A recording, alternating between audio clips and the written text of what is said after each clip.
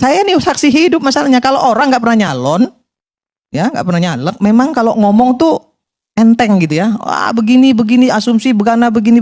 Tapi coba nyalon, biar tahu bagaimana situasi beceknya lapangan itu seperti apa. Gitu. Nah, kita berharap dengan kontestasi yang ada hari ini di seluruh Indonesia, kalau saya dan kami di Nasdem pribadi, yang paling penting dari semuanya adalah kekalahan atau kemenangan itu jangan sampai merusak persatuan dan kesatuan bangsa. Cukup sudah. Jangan hadap-hadapkan rakyat dengan rakyat dan jangan hadap-hadapkan rakyat dengan pemerintah. Kapan pemerintah mau kerja? Kasih waktu mereka untuk kerja, kemudian kita koreksi. Kan itu yang harus dilakukan.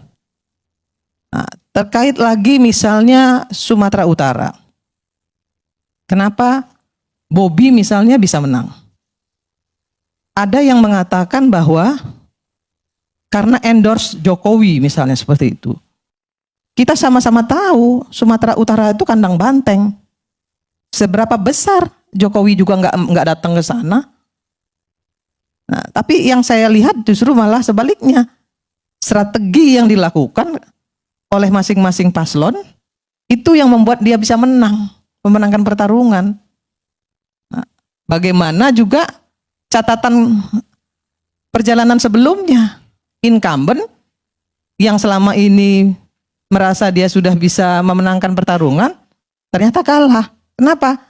Karena selama ini nggak membangun wilayahnya. Dan masyarakat pasti ngelihat itu. Selama di tangan si A, ya kan, provinsinya nggak maju. Sumatera itu bang, saya kasih tahu, provinsi yang paling bagus pembangunannya, yang maju pembangunan itu Sumatera Selatan. Lampung, itu luar biasa pembangunannya.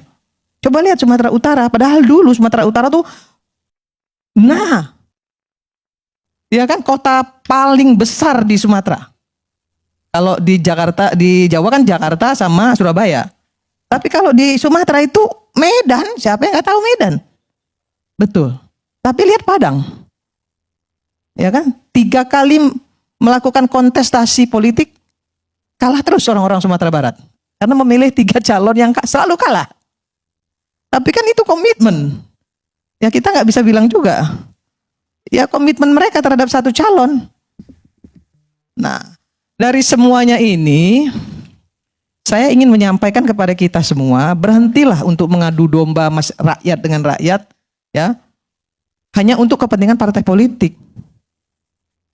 Kenapa sih nggak belajar untuk mencintai Indonesia, menerima kekalahan dengan legowo, ya?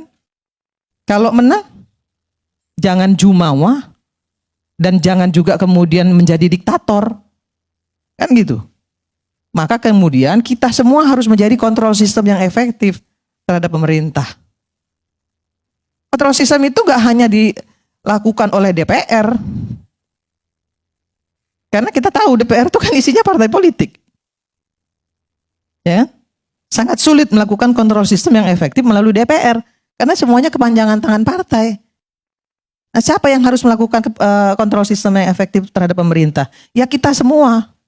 Tapi kalau kita hanya bicara satu orang, mengkultuskan satu orang saja, Prabowo saja, Jokowi saja, Anies saja misalnya, menurut saya Indonesia ini hancur.